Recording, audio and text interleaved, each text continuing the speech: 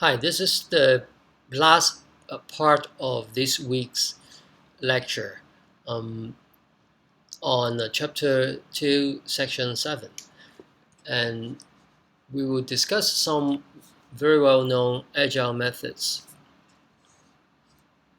And these are the names that uh, you should try to recognize. Okay, so these are some agile methods, or methodologies, but we won't. Perhaps the best known of these are the Scrum and Extreme Programming. So we, I won't expect you to remember uh, the other ones very well, but just try to remember. If you forget everything about this chapter, then you should remember the waterfall. Okay, actually that's I'm getting ahead of myself. The most important topics in this chapter is the waterfall model and its strengths and weaknesses. So when it should be used and when it perhaps should be avoided. And also Scrum method, because it is getting popular and all the large companies are sending people to learn how to do Scrum, and they're especially useful for small project teams. Okay, so let's get into the detail. DSDM, I can't always remember what it stands for. Dynamic Systems Development Method. Um, well, it's supposed to work with various other processes, okay? But it's based on a principle called 1820 principle, okay? And there's a interesting link that I'd like to bring you to.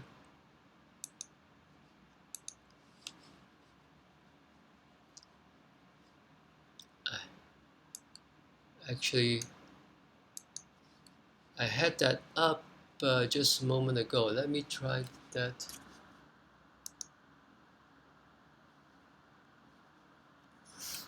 Again.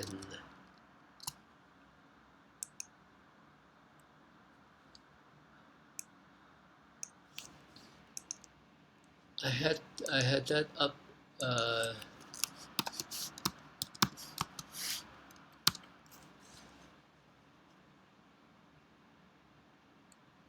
yep, this was the link that I looked at.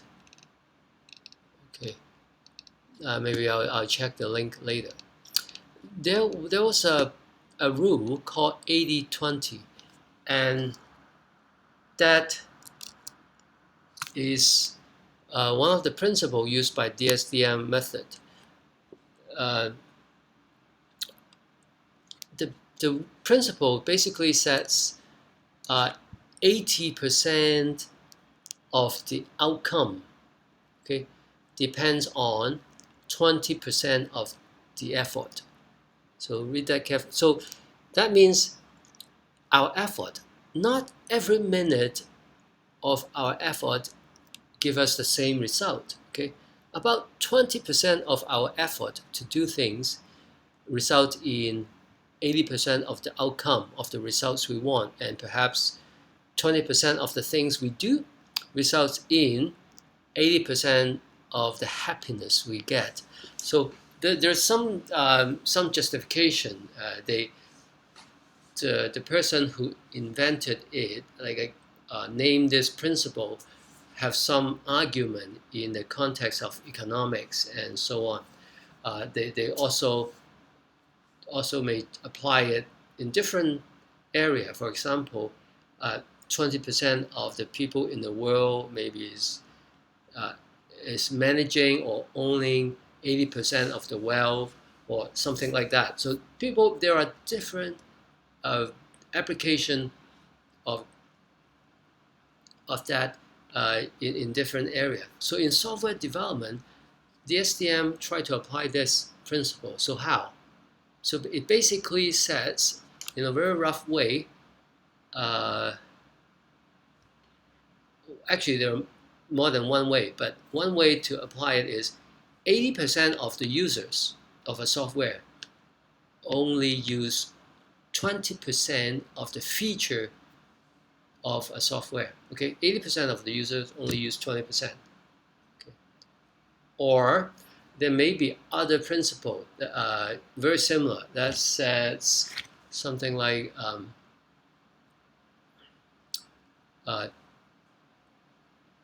80% of the usage of a software is actually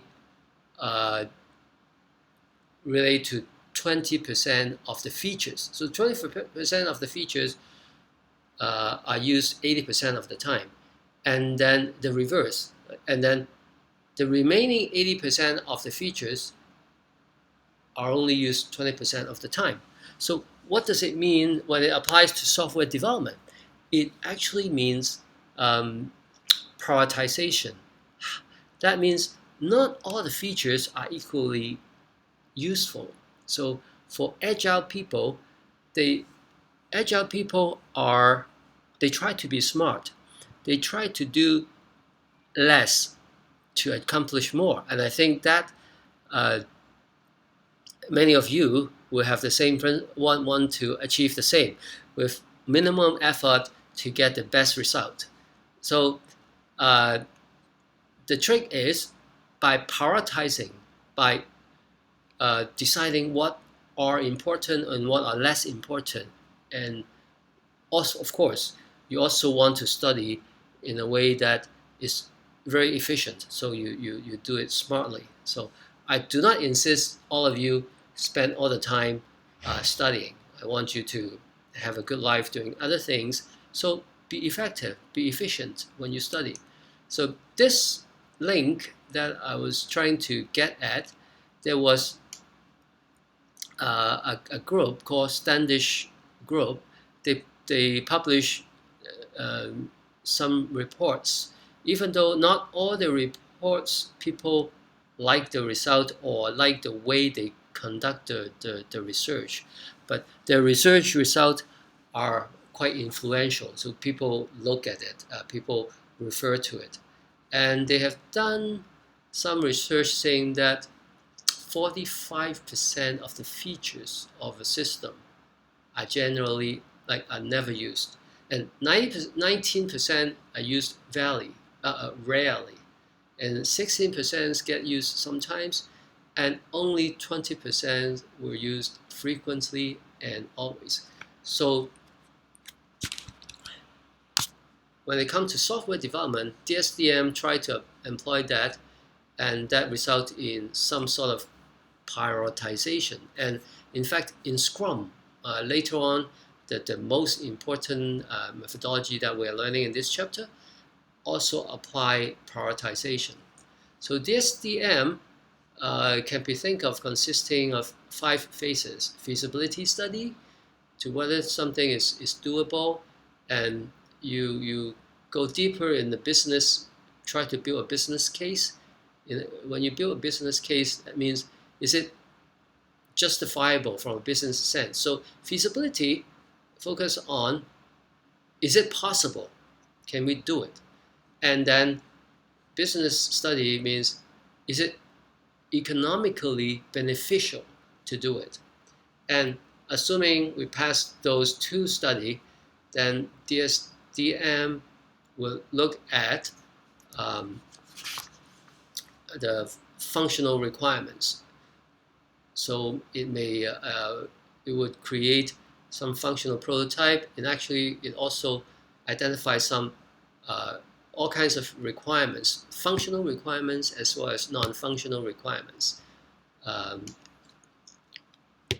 But of course, and in a later chapter on requirements, we would talk more about different kinds of requirements. But for us, it's just the requirements will be the next phase, and then these are some things that you do to do the design and building, and then in the end is the implementation, deployment, training users, producing maybe user guide or something like that.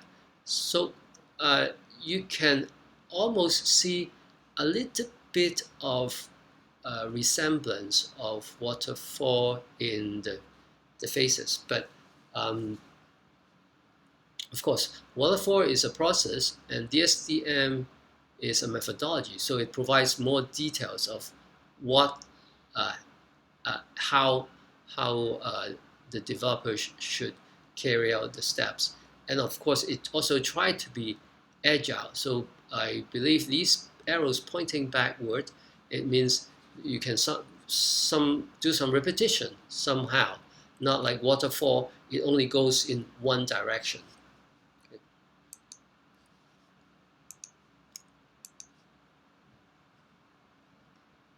Uh, Feature-driven development, I personally am not knowledgeable about this FDD, and I think it's not widely used.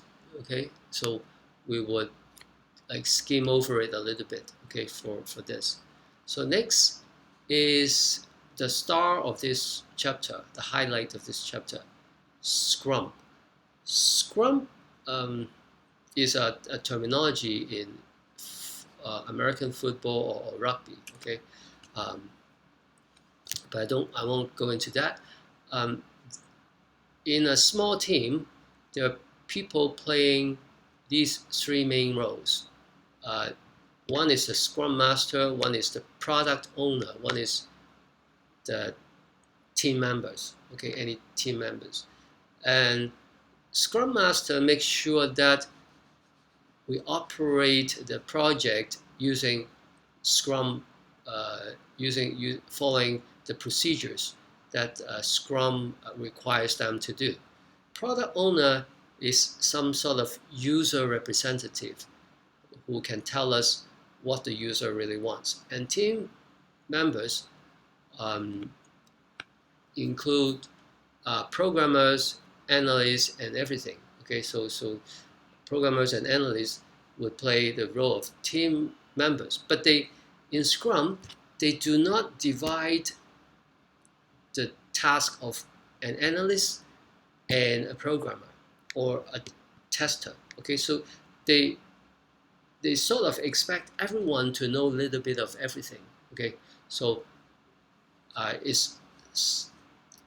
people try to, large company I know, because when I go on to some Scrum training with the expert consultant, I met people from all the large company, including Cathay Pacific and maybe South China Morning Post, and sometimes, of course, when I took the course in Hong Kong, there are people they sent from Singapore also from large company, and they're very expensive course. Because I have my people network, sometimes I get those training for free. But anyway, so it's average team members now need to sort of master many different skills. So can the programmers in Hong Kong meet that requirement? That means, do they possess all kinds of different skills? I've noticed, okay, I hope I'm wrong, but that's what I've noticed, that programmers in Hong Kong maybe good at writing programs, but then they cannot communicate very well. But analysts in Hong Kong, they can communicate, but then they may not write program very well. But in the West, like I worked many years in Canada, and sometimes I get sent to the United States to work with people in the States, and people there it's quite common for people to have both technical skills and non-technical skills, like management skills, consulting skills, and analysis skills. So it may be easier to do Scrum in North America, like meaning US and Canada. But can we do that in Hong Kong? We're still starting, so let's hope we can do it, and that's what I'm trying to do in my course. I want to train you to be a person who's not only good at programming, but who also can communicate, can work with people, very good at working with in a team, very productive. So if I if you can manage to get all those different skill set, then you can manage to go on to different roles. Otherwise, you may be stuck with a programmer position for a very long time, okay, or forever. So Scrum has a practice of daily Scrum meeting, daily status meeting, and sometimes they call it stand-up meeting because they try to finish it very quickly. So one way to finish it quickly, finish the meeting quickly, is to force people to not allow them to sit down. So if they're standing, then they have a tendency not to have the meeting being dragged for too long, like half an hour, 1 hour. Okay, and they would look back at themselves, retrospection, looking back at themselves at their project to improve the process. So that is something about Scrum. So these are some meeting. There is a release planning meeting. Then they identify requirements and prioritize them. But at that time, unlike the more traditional waterfall based methodologies that people write very detailed requirements documents, here they don't. They in Scrum they just write in 1 to 3 lines what a requirement is very briefly, and they together those highlighted like very brief description of the requirements form something called product backlog. Okay, sorry, I try to finish it and sprint. So there's a planning part. They create backlog, and a Scrum project is divided into sprints or iteration. A sprint may last 1 week to 4 weeks. Okay, not too long, and in that time they will try to they select several features, 1, 2, 3, depending on the size of the team and so on. Then they select those features to do in a sprint, and at the end of the sprint they want to implement those features. They want to fully test it to the state that actually it can be turned over to users to use. So that's make Scrum a very agile method. Instead of waiting for months or even years, in a methodology based on waterfall, in a matter of weeks, users can have something to use. Okay, so that is the true spirit of Scrum. And so this is some in release planning. A release consists of many sprints, 8 sprints, 10 sprints. So, and first they create a big product backlog with maybe 12 features. They don't know how long it takes at that point, how long it takes to finish, but they just give them, and then they select the most valuable ones into the sprint backlog. So each sprint will work on a sprint backlog, which has a subset of the features in the product backlog, and they would spend 2 to 4 weeks, and then have daily Scrum meeting, and at the end they have retrospection, and also since it's fully tested, those features is potentially shippable for the customers to use. Okay. Now XP, extreme programming, is another agile methods.